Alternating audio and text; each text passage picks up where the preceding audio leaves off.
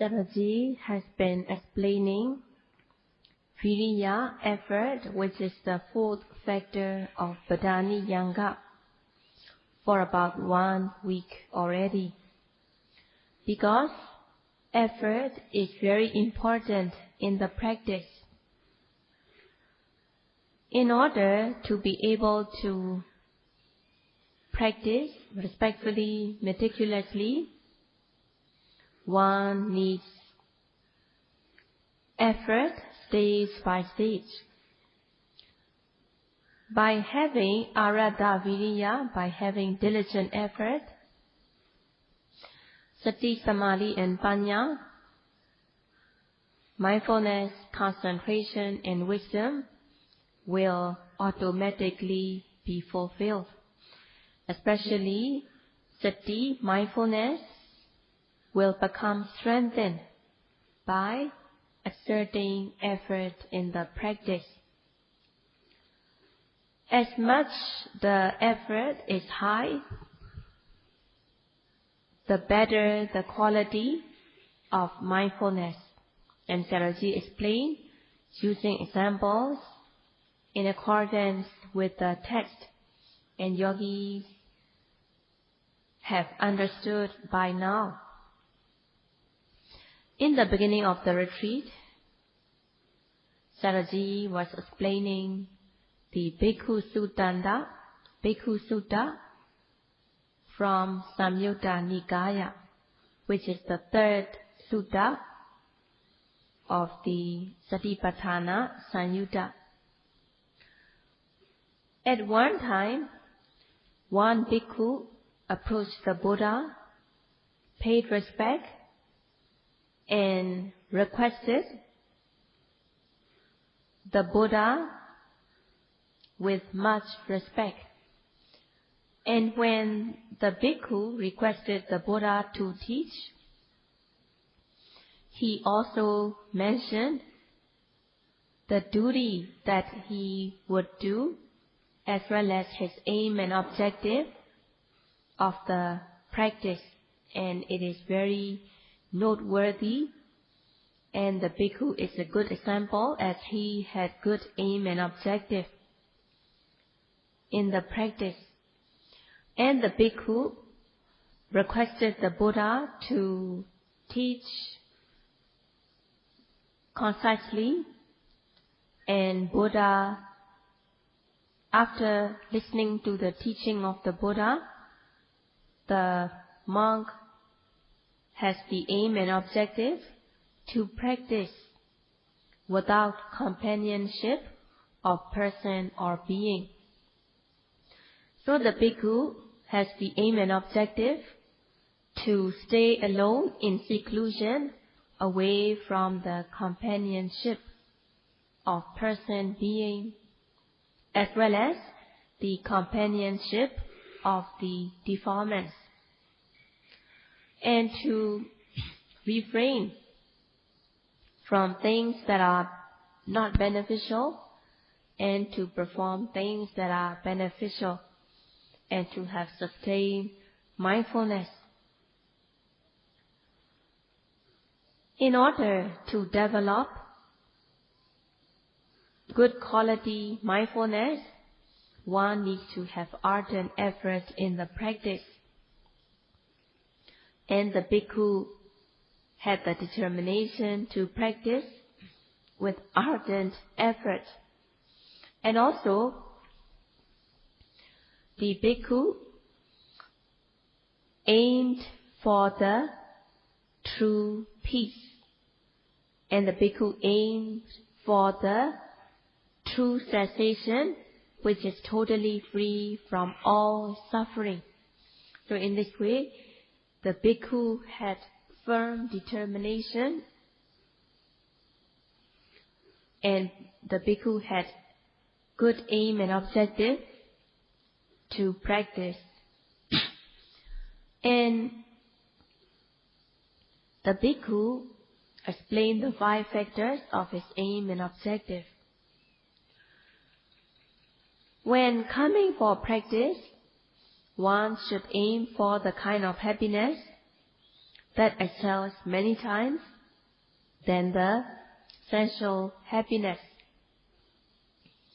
And one should aim for the happiness that has guarantee in order to be free from social problems that are complex. So, yogis should also think about their practice. When the yogis come for practice, whether they have the aim and objective, which is the same as the bhikkhu. Even if yogis have come here to practice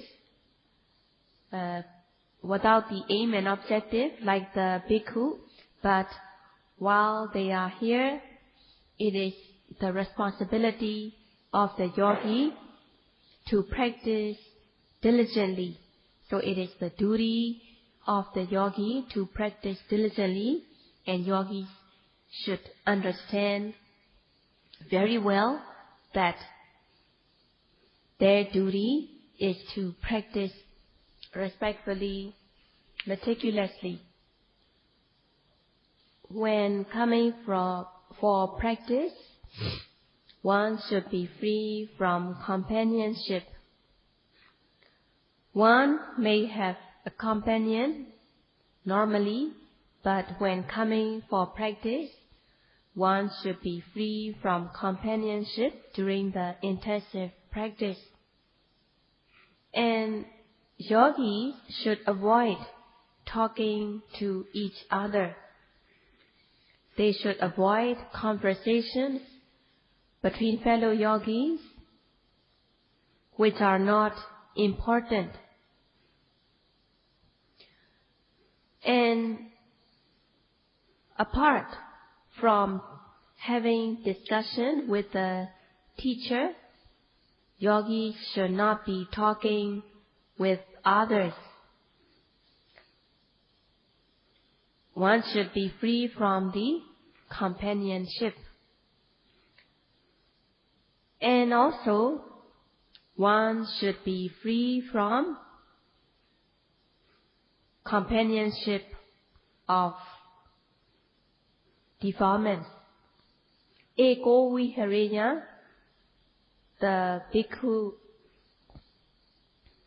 had the determination to stay alone, practice alone. Vihareya does not mean only to do sitting meditation, but to have mindfulness in all postures, walking, standing, sitting, lying, bending, stretching, as well as minute activities. And one should be mindful, staying alone in all these postures. Even if one may be staying alone without the companionship of person or being, but if the person is fantasizing, then the person has the companionship of defilements, and one should not let it happen. So it is important to be free from the companionship of person or being, as well as the companionship of defilements. And in order to be in seclusion, away from the companionship, in order to cultivate high-class wholesomeness, one needs to be mindful in all postures, sitting, standing, lying, bending, stretching. All these activities have to be done mindfully, practicing with respect. And by being mindful continuously on all these activities, there will be sustained mindfulness, and one will become appamata. One will be free from negligence. Apamato Viharenya, meaning one will be mindful in every posture. And whatever object that arises, even the minute objects, should be noted without missing, without failing. And there should be continuous mindfulness, noting with effort. And also, one should have the goal in one's practice. So, yogis should know whether they have goal in the practice. And if they have not got the answer yet, they need to have a good answer. The answer should not be ordinary, but one should have the good answer. One should have the true answer. In the practice, one should fill in the gaps, and one should rectify the shortcomings. Some of the people, they think highly of themselves, having practiced here and there, and they are holding onto their way of practice. Yogis should not be practicing in the way they think as right, but they should be practicing on the straight path of Satipatthana practice. And one should practice according to the teaching of the Buddha. If the person does not fill in the gaps, if the person does not rectify the shortcomings, if the person does not correct his or her mistakes, then the practice will not be smooth. So one should examine oneself. If there are any gaps, if there are any shortcomings, if there are any mistakes in his or her practice. And if the yogi is endowed with the 5 factors that the Bhikkhu explained of his aim and objective, then one should be happy that one is in accordance with the Bhikkhu who practiced. Buddha said to the Bhikkhu who requested to teach, Buddha said, belittling the Bhikkhu, and not to suppress the individual, but as a principle. And the Bhikkhu who requested may just listen to the instruction without practicing respectfully, and he may have been going here and there asking for instruction without the practice. And also, nowadays there are yogis who are practicing here and there, thinking that this teacher is better, that teacher is better, going to one center to another, and they have been shuttling between one meditation center to another. And when they practice, they don't spend much time in one center, but they keep on hopping between one center to another. A little bit of this kind of practice, a little bit of that kind of practice. And their practice becomes potpourri. And Buddha suppressed the Bhikkhu that the Bhikkhu is useless to achieve the Magga Phala. And Buddha said that people have been requesting Buddha to teach. But even though they are following the Buddha, even though they are accompanying the Buddha here and there, requesting to teach, but they do not want to exert effort to practice according to the teachings of the Buddha. So this is how the Buddha blamed and criticized the bhikkhu who requested. And Sayadaw says that yogis who come from other countries, yogis who are here from other countries, some of them have been reading books, trying out different kind of meditation, and then they are following this method, that method, and when they come for practice, some of them do not follow the instructions accurately, precisely. And Sayadaw encourages the yogi not to let it happen, and Sayadaw is encouraging the yogi to practice accurately, precisely, according to the guidance and instruction. The bhikkhu who requested the Buddha did not feel upset with Buddha when Buddha blamed him.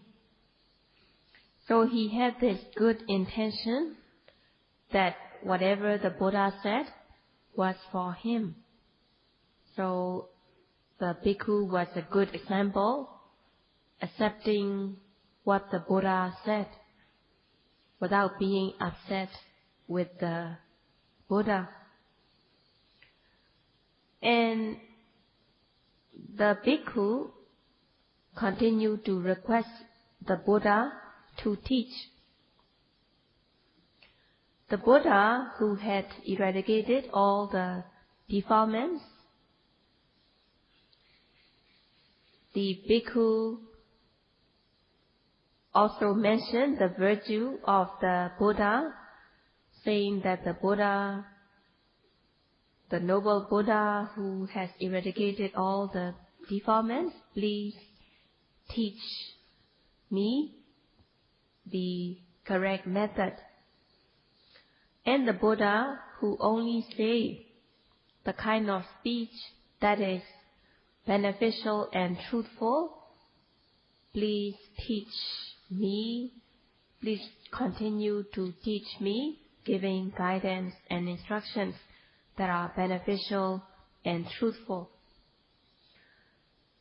And Buddha was endowed with the 6 kind of virtues,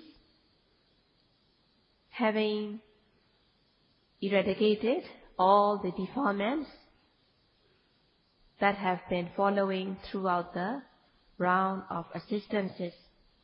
Buddha has victory on himself, having eradicated all the defilements, and Buddha has a very good control of the body as well as the mind.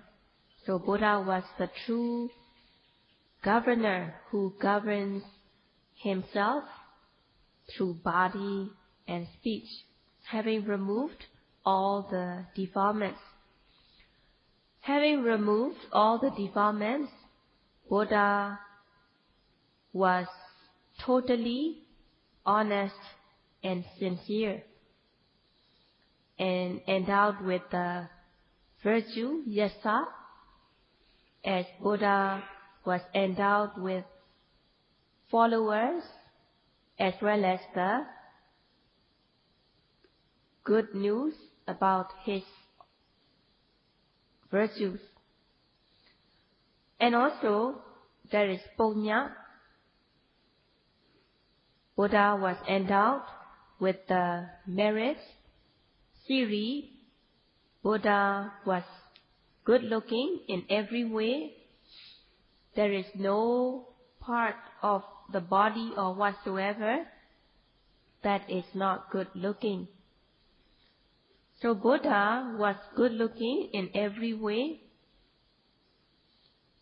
as a whole as well as part by part. And karma, whatever Buddha wished for, is fulfilled. And Paṇḍitā, Buddha had the virtue refraining from wrongdoings, and Buddha had the courage to do wholesome things that are beneficial and truthful. And Buddha eradicated all the defilements. And the Bhikkhu mentioned all the virtues of the Buddha and requested the Buddha to teach. And the Bhikkhu requested the Buddha to teach, to give guidance, and he requested in a very polite way. And if the person practices according to the guidance and instruction, he or she will gain the benefits. Knowing the correct method of practice and practicing accordingly, one can understand the meaning through his or her practice. By practicing Sila, Samadhi and Paññā, morality, concentration and wisdom, one's behavior will be blameless, pure and clean. And the person will be worthy of inheriting the Dhamma. And the Bhikkhu requested the Buddha, when he requested the Buddha to teach, he had the intention to stay alone in seclusion without the companionship of person or being. And also he had the aim and objective to practice diligently in order to attain the cessation, in order to attain the kind of happiness that has guarantee. And Buddha knew that this Bhikkhu was going here and there, being flippant, and Buddha pointed out the weakness of the Bhikkhu, and the Bhikkhu happened to realize his weakness. And Sayadaw says that also here, it would be good if the yogis realize their weakness and to practice diligently. And Buddha said that Tasamati hatvan bhikkhu adimeva visodehi kusalesu dhammesu, meaning that one should purify the beginning of the wholesome deeds, meaning that one should practice morality in order to purify. This sutta was given to the Bhikkhu mainly. It also applies to Upasaka and Upasika. It also applies to lay devotees, male and female, meaning that one should purify oneself by the practice of Sila. But some people do not emphasize on Sila, and thus they are not pure in Sila. The example is given here. When the person tries to dye, tries to color a piece of cloth that is not white, the person will not get the desired color. So in the practice, one needs to be purified in precepts. Sila, morality, is compared to the mouth. If the mouth has a wound, one will not be able to take food. And in order to take food, one's mouth needs to be free from wound. This example is given to explain that the sila, morality, is very important for the practice, just as one needs the mouth that is free from wound in order to eat. So in order to practice, in order to purify oneself, in order to be gentle, cultured, and tame, one needs to emphasize on sila, morality.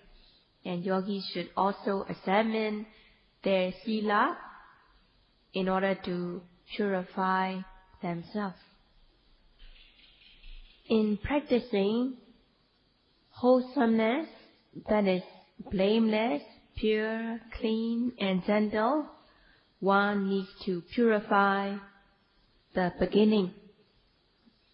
So when it is said that one should purify the beginning, it's not easy to understand the meaning, but Buddha explained. Ko jadi kusalana dhammana. The question is, what is the beginning of the wholesome deeds? Silanja suvisuddha daitthica ujuka. One should purify one's sila, morality. So as a monk, there are certain rule of conduct for monks that a monk should follow. But nowadays, some people, they think that sila is not necessary. They think that it is important to calm and suppress the mind, whereas sila is not as important. So some of the people are thinking that way. And some of them think that sila is not in accordance with the modern day life. So they have been saying such things. If they have this idea, then it will be difficult to purify the morality. As a layperson should observe at least the 5 precepts as the basic. And one should aim for the true happiness, to be purified even in small details. So the person should take care so that the sila, precepts, the morality, will not be breached or tarnished. So the precept should be suvisuddha. It should be purified. And daitthica ujuka, one should have correct view. So in this way, the beginning means purification of morality and the right view. So based on sila, one should practice the 4 kinds of satipatthana practice. So it is very important to have pure, clean sila as well as the right view. And Sayadaw will continue to explain what are the types of right view. And this will be all for today.